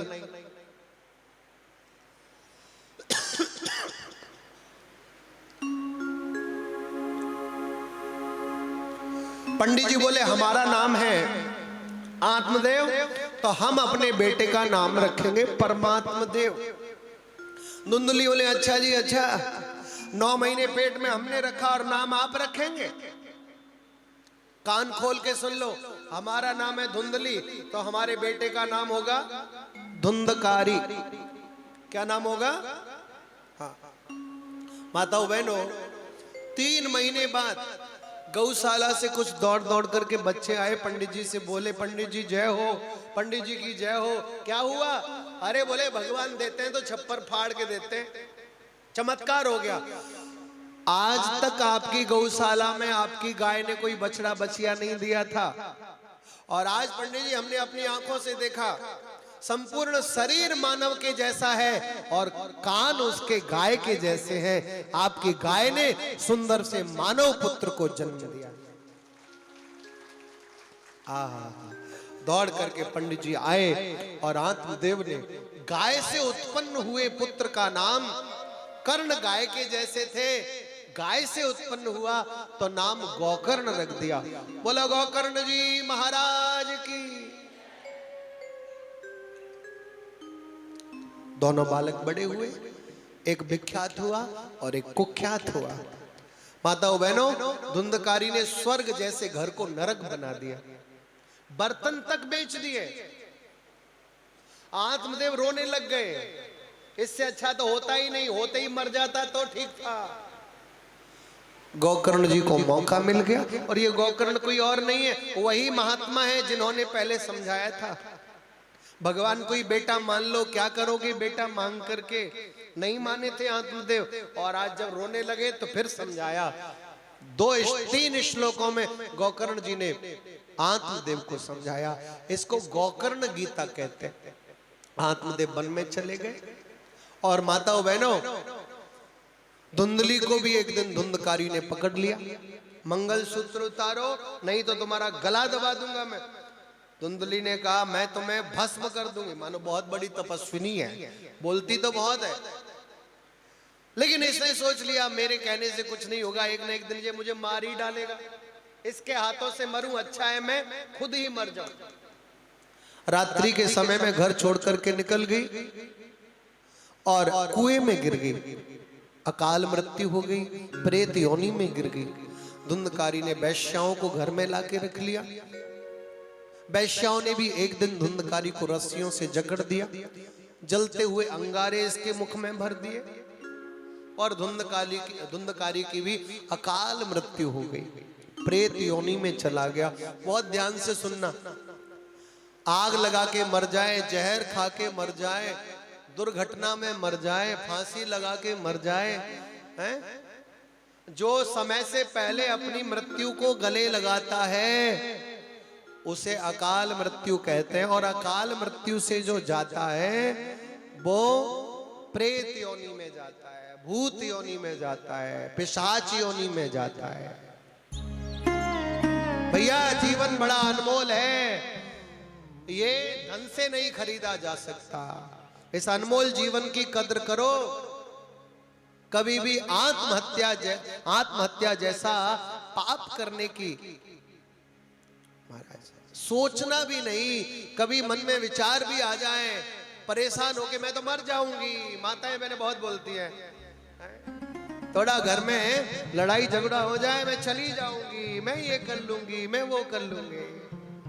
अरे ऐसे ही नहीं मिला ये शरीर, बड़ी मुश्किलों से, बड़ी मुश्किल से नर्तन मिला। क्या पता फिर किधर जाएगा, राम कहने से तर जाएगा, पार भव से उतर जाएगा। माताओं बहनों, धुंधली की अकाल मृत्यु हुई, धुंधकारी की अकाल मृत्यु हुई, प्रेत योनि में गिर गए। गोकर्ण जी को पता चला तो गया में आके पिंड दान किया और गांव गए, घर में रात्रि को विश्राम किया। तो धुंधकारी ने प्रेत के रूप में गोकर्ण जी के आगे प्रकट होकर के कहा, अहम भ्राता त्वदीयोस्मि धुंधकारी नामत स्वकीय नैव दोषेण ब्रह्मत्वं नासितम मया। भैया मैं अपने ही बुरे कर्मों के कारण प्रेत योनि में गिर गया। अब ना मुझे भोजन मिलता है, ना बैठने को मिलता है, ना सोने को मिलता है। आप ही हैं जो मेरी मुक्ति कर सकते हैं। गोकर्ण जी ने कहा तू अभी रात्रि को चला जा, सवेरा होते ही तेरी मुक्ति का उपाय करूंगा। और सवेरा हुआ तो भगवान सूर्य से प्रार्थना की। भगवान सूर्य ने कहा, गोकर्ण यदि धुंधकारी की मुक्ति चाहते हो तो श्रीमद् भागवतान मुक्ति सप्ताहम वाचनम कुरु। श्रीमद् भागवत की कथा साप्ताहिक विधि से गोकर्ण धुंधकारी को सुनाओ, अवश्य मुक्ति होगी। आषाढ़ के महीने में शुक्ल पक्ष की नवमी तिथि से गोकर्ण जी ने श्रीमद् भागवत कथा का आयोजन धुंधकारी की मुक्ति के लिए किया। और माताओं बहनों, धुंधकारी का बंधुओं, गोकर्ण जी ने आवाहन किया। एक सप्त ग्रंथी वाला बांस गोकर्ण जी ने कथा के व्यास गद्दी के दाहिनी ओर लगाया और धुंधकारी का आवाहन किया। बांस में जो ग्रंथी होती है ना, ग्रंथि में थोड़ी सी जगह होती है। कभी आपने देखा होगा, जो बुजुर्ग बैठे उनको तो पता होगा, आजकल तो बांस की लकड़ी दूर दूर तक घर में देखने को नहीं मिलती, वो चलो होनी भी नहीं चाहिए। लेकिन कभी बांस की ग्रंथि खोल के देखेंगे तो पता चलेगा बांस की ग्रंथि में थोड़ी सी जगह होती है। और जितनी जगह बांस की ग्रंथि में अंदर होती है उतनी जगह भूत प्रेत पिशाच योनि वाले जीवों को मिलती है बैठने के लिए। और जैसे आप लोग बैठे ना, कितनी भी जगह घेर लेते हैं, कोई टांगे ही फैला लेता है व्यास गद्दी की ओर, कोई ऐसे कर लेता है, कोई ऐसे कर लेता है। आप लोगों को तो बड़ी सहूलियत है। ये भूत प्रेत योनि में पड़े हुए जीवों को केवल उतनी सी जगह मिलती है। कितनी सी? अब उसको क्या कहेंगे, इतनी सी मिलती है महाराज। बोलो जय श्री कृष्ण। धुंधकारी आया, पहले दिन की कथा के प्रभाव से पहली ग्रंथि खुल गई, दूसरे दिन में दूसरी, तीसरे दिन में तीसरी, ऐसे ही 7वें दिन की कथा जब पूरी हुई तो 7 ग्रंथियां खुल गई और बांस के 2 भाग हो गए। जैसे ही 2 भाग बांस के हुए तो बीच में से धुंधकारी भगवान के पार्षदों के जैसा रूप धारण करके सबके बीच में प्रकट हो गया। और प्रकट होकर के इसने क्या कहा, सबके बीच में प्रकट होकर के कहा, अरे भैया ध्यान से सुनना, धन्या भागवती वार्ता प्रेत पीड़ा विनाशिनी सप्ताहोपि तथा धन्य कृष्ण लोक फलप्रदा कृष्ण लोक फलप्रदा। अरे भैया ध्यान से सुनना, ये जो भागवत की कथा है ना, धन्या भागवती वार्ता प्रेत पीड़ा विनाशिनी, ये प्रेत योनि से मुक्त करने वाली है। ये मोहर लगा दी धुंधकारी ने। किसी को संशय नहीं रहना चाहिए। हम लोगों के लिए प्रमाणित वही बात होती है कि कोई प्रमाण हमारे सामने आके दे दे। कहते हैं ना कोई प्रमाण तो दे, सामने तो आके दे। और वही वाली बात हो गई। धुंधकारी ने सबके बीच में प्रकट होके कहा, ये भागवत की कथा प्रेत योनि से मुक्त करने वाली है। और केवल इतना ही नहीं, सप्ताहोपि तथा धन्य, वे प्राणी धन्य हैं जो 7 दिनों तक इस भागवत कथा का श्रवण करते हैं। क्यों? क्योंकि ये कथा 7 दिन तक जो श्रवण करते हैं उनको कृष्ण लोक दिलाने वाली है। क्या दिलाने वाली है? कृष्ण लोक दिलाने वाली है। आप जितने भी लोग वृंदावन गए होंगे, अवश्य ही कथा की कृपा है, भागवत की कृपा है। कौन कौन गया आप में से वृंदावन? क्या कहने, बहुत सुंदर। और जितने नहीं गए वो अब हाथ खड़े करके दिखाओ। समझ लो आपकी टिकट कंफर्म हो रही है। हाँ, ऑनलाइन आवेदन हो रहा है आपका। बोलो जय श्री कृष्ण। धुंधकारी चला गया तो जैसे ही पार्षद ले जा रहे थे तो आपके जैसे श्रोता वहां भी बैठे थे। सबने कहा धुंधकारी को अकेले ले जा रहे हो, हमारे लिए विमान क्यों नहीं आया, हम भी जाएंगे विमान में बैठ के। पार्षद बोले तुम लोगों से सुनने में भूल हो गई है, गड़बड़ हो गई है। बोले क्या? बोले श्रवणस्य विभेदेन फल भेदोत्र संस्थिता। जो कथा धुंधकारी ने सुनी है, जैसे सुनी है वैसे आपने नहीं सुनी। सुनने में भेद हो गया, इसीलिए फल में भी भेद हो गया। और ये बहुत बड़ी बात है, हमको ये बात हल्के में मत ले लेना, बहुत महंगी बात है। सुनने की पद्धति में, सुनने की विधि में गड़बड़ होगी तो समझ लेना हमारे फल में भी गड़बड़ हो जाएगी, भेद हो जाएगा। जो पलौथी मार के कथा सुनते हैं, एक आसन से बैठते हैं, जो फल उनको मिलेगा वो ऐसे ऐसे करने वालों को नहीं मिलेगा। ओ पक्की बात नोट कर लो। अगर कुर्सी वाले ये सोचे कि हमको जैसे नीचे पलौथी मार के बैठे हैं इन्हीं के जैसा फल मिल जाए, तो मिलना नहीं है, गारंटी से नोट कर लो। हाँ, कुर्सी के जैसा मिलेगा उसमें हम भी नहीं रोक सकते। अब कुर्सी में बैठने का क्या फल मिलता है वो हम नहीं बता सकते, क्योंकि उस समय में तो कुर्सी थी ही नहीं। बोलो जय श्री कृष्ण। लेकिन हाँ, मिलेगा तो सबको, बाकी कोई नहीं रहेगा। लेकिन जैसे नियमों का पालन करोगे फल भी उतना ही दिव्य होता चला जाएगा। बोलो जय श्री कृष्ण। और ये बिना आज्ञा के, बिना कथा की पूर्ण आहुति के, बिना कथा के विराम के जो मनमाने ढंग से बीच में से उठ जाते हैं ना, हमने टोका नहीं क्योंकि आज पहला दिन है, कल से लेंगे खबर। हाँ, ऐसी बात बनेगी नहीं, कल से जरूर खबर लेंगे। तो उनके लिए जरूर कह रहे हैं जो बीच में से उठ जाते हैं ना, वो अधर में ही लटके रह जाएंगे। हाँ, जो बीच में से उठ जाते हैं वो अधर में ही लटके रह जाएंगे, अटके रह जाएंगे। बोलो जय श्री कृष्ण। कथा की आरती जब तक नहीं हो जाए, कथा में पूर्ण आहुति पुष्पांजलि जब तक नहीं हो जाए, तब तक हमको कथा स्थल नहीं छोड़ना चाहिए। बोलो जय श्री कृष्ण।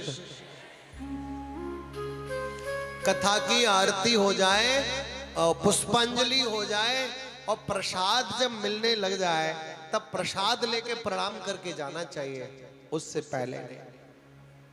बोलो जय श्री कृष्ण। कथा का समय 3 से 7 है, मुझे मालूम है, लेकिन कुछ लोग बीच में से उठ के गए, उनके लिए खास करके ये संदेश है कि कथा के बीच में से कभी नहीं उठना चाहिए, बहुत बड़ा अपराध माना जाता है। अरे 100 काम छोड़ करके हमको भोजन करना चाहिए, हैं?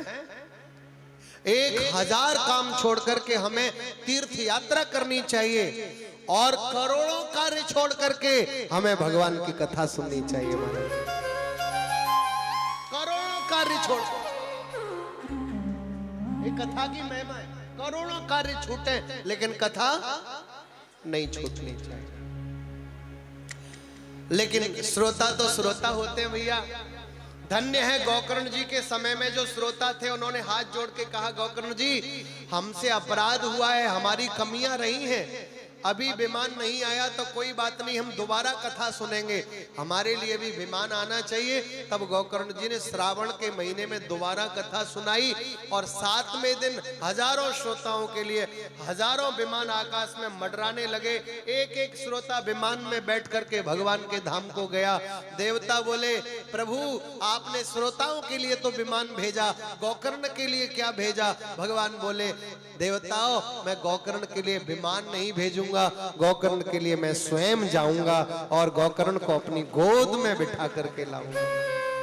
भगवान आए, गोकर्ण जी को अपने अंक में भर करके ले गए, गोलोक ले गए और इतनी कथा सुनाते सुनाते सभी भक्त हरिद्वार में आनंद नाम के तट पे नारद जी के संग में, सनकादिकों के संग में आनंद से विभोर हो गए, कीर्तन करने लग गए, गायन करने लगे, वादन करने लग गए, सभी ताता थैया नृत्य करने लग गए, खूब नाम संकीर्तन कर रहे हैं। आओ हम भी अपने प्रभु का नाम संकीर्तन करते हैं। और हरिद्वार में आनंद नाम के तट पे सभी भक्त भगवान के लिए अपनी पलकें बिछाए बैठे हैं और भगवान का गायन कर रहे हैं। आओ हम भी प्रभु को अपने बीच में बुलाते हैं, नाम संकीर्तन करते हैं, बड़े भाव से गाएंगे।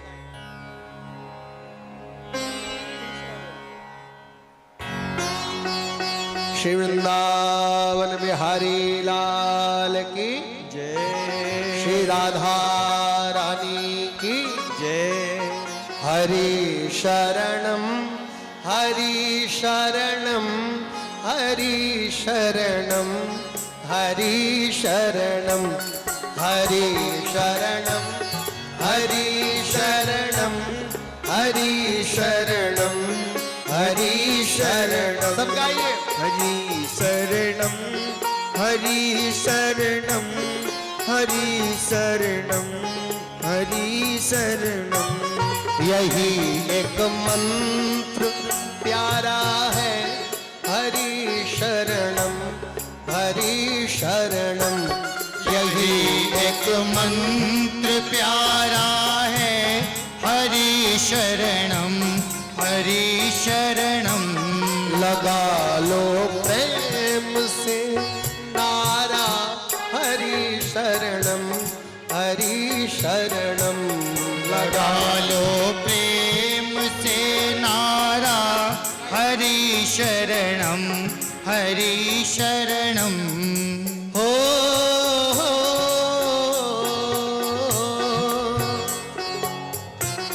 हरे दरबार में जब द्रौपदी की लाज जाती थी, भरे दरबार में जब द्रौपदी की लाज जाती थी, विकल होकर के ओ चारा, विकल होकर के ओ चारा, हरि शरणम हरि शरणम। विकल होकर देहो चारा, हरि शरणम हरि शरणम। हाथ खड़े करके हरि शरणम हरि शरणम हरि शरणम हरि शरणम हरि शरणम हरि शरणम। सब गाइए। हरि शरणम हरि शरणम। बचाई लाज द्रौपदी की, लगाई चीर की ढेरी, लगा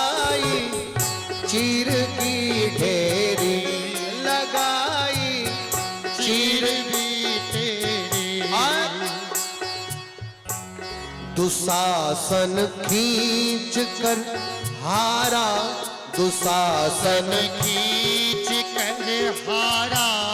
क्यों? क्योंकि द्रौपदी के मुख से यही निकल रहा था,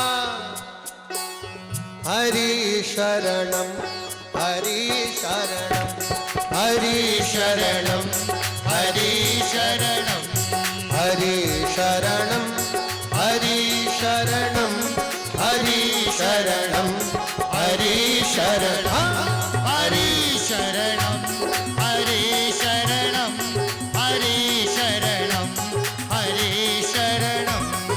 लगा लो प्रेम से नारा, हरि शरणम हरि शरणम लगा लो प्रेम से नारा, हरि शरणम हरि शरणम हरि शरणम हरि शरणम हरि शरणम हरि शरणम हरि शरणम हरि शरणम हरि शरणम हरि शरणम। प्रेम से कहो बाके बिहारी लाल की हो।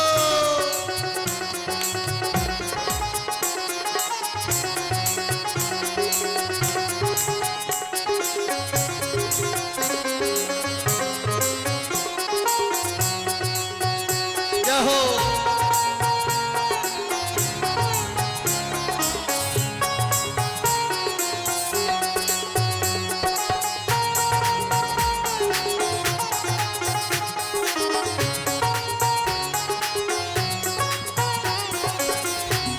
पिता की देख निष्ठुरता, नहीं प्रहलाद घबराया। पिता की देख निष्ठुरता, नहीं प्रहलाद घबराया।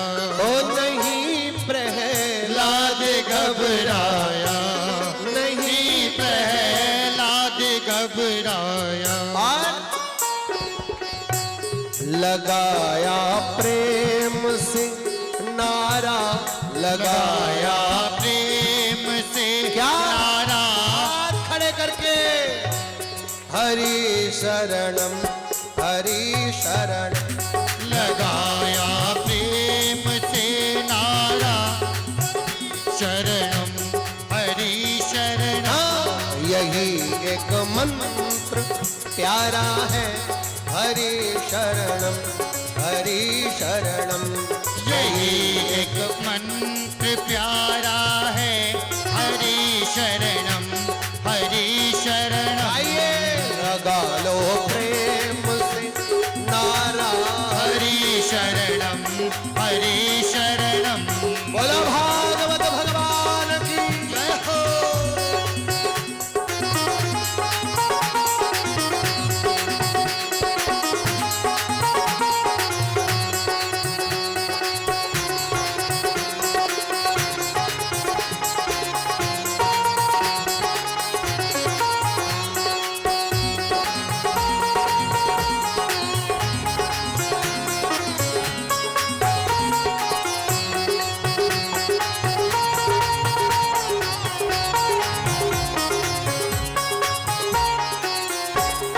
पड़ी जब वीर भक्तों पर, हुई जब धर्म की हानि। पड़ी जब भीड़ भक्तों पर, हुई जब धर्म की हानि। हुई जब धर्म की हानि, हुई जब धर्म की हानि। तभी यह मंत्र उच्चारा, तभी यह मंत्र उच्चारा, हरि शरणम हरि शरणम हरि शरणम हरि शरणम। लगा लो प्रेम से नारा, हरि शरणम हरि शरणम हरि शरणम हरि शरणम हरि शरणम। हरि शरणम। यही एक मंत्र है प्यारा, हरि शरणम हरि शरणम हरि लगा लो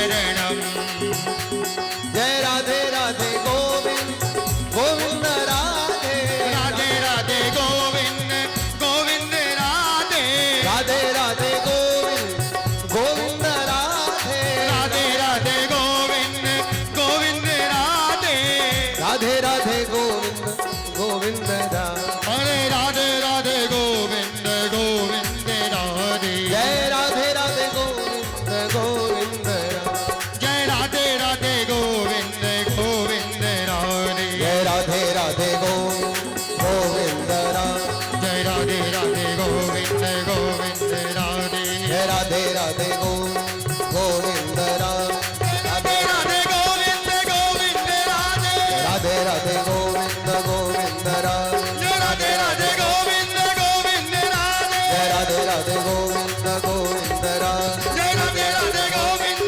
गोविंद राधे राधे राधे गोविंद गोविंद राधे राधे राधे गोविंद गोविंद राधे राधे राधे गोविंद गोविंद राधे राधे राधे गोविंद गोविंद राधे राधे गोविंद गोविंद राधे जय जय श्री राधे जय जय श्री राधे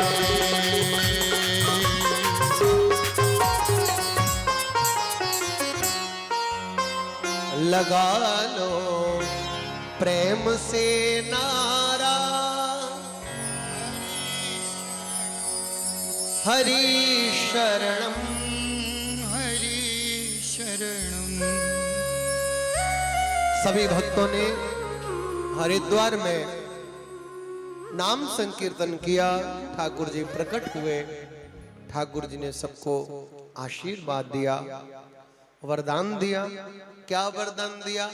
सब भक्तों ने कहा प्रभु जब जब आपकी कथा हो, जब जब आपका भक्त कीर्तन करे, तब तब आप कलयुग में भी अपने भक्तों के लिए अवश्य आइएगा। ठाकुर जी ने कहा तथास्तु। तो ये मत सोचिएगा कि हमारे तुम्हारे लिए ठाकुर जी नहीं आवेंगे, अवश्य आवेंगे। हम कलयुग में रह रहे हैं तो क्या हुआ, कलयुग में तो और ज्यादा आनंद की बात है। सतयुग वालों को तप करना पड़ता था, त्रेता वालों को यज्ञ करने पड़ते थे, द्वापर वालों को समाधि लगानी पड़ती थी। लेकिन हम कलयुग वालों के लिए बड़ी सुविधा है, केवल भगवान के नाम का सहारा लेकर के हम भव सागर से पार जा सकते हैं। कलयुग केवल नाम आधारा, सुमिर सुमिर नर उतरे पार। तो भगवान के चरणों में सबने प्रणाम किया। हम भी आज की चर्चा को भगवान के चरणों में विराम देते हैं और वाणी को भी विश्राम देते हैं। भागवत की विधि का वर्णन थोड़ा सा है, वो हम कल प्रारंभ में आपको बताएंगे। लेकिन कल आने के लिए जो समय है वो 3 बजे से 7 बजे तक का है। तो आप सब लोग 3 से 7 कथा के लिए पधारे। आज की कथा थोड़े विलंब से प्रारंभ हुई, तो ईमानदारी से ही समय लिया है आपका, ज्यादा नहीं लिया है। विलंब से प्रारंभ हुई तो विलंब से छोड़ रहे हैं। कल ठीक समय से आइएगा और समय से ही कथा का आनंद लीजिएगा। बोलो जय श्री कृष्ण। और ये कथा आप सब लोगों के लिए सोशल साइट पर भी उपलब्ध है। तो जो लोग नहीं आ पा रहे हैं उनके लिए आप उनको घर बैठे ही इस कथा को सुना सकते हैं। जो आपके रिश्तेदार यहाँ नहीं आ पा रहे उनको आप सुना सकते हैं। जो आपके मित्र कटिहार में नहीं है, बाहर है, उनको सुना सकते हैं। ये कथा आपके महाराज जी के आधिकारिक चैनल श्री बाल मुकुंद भक्ति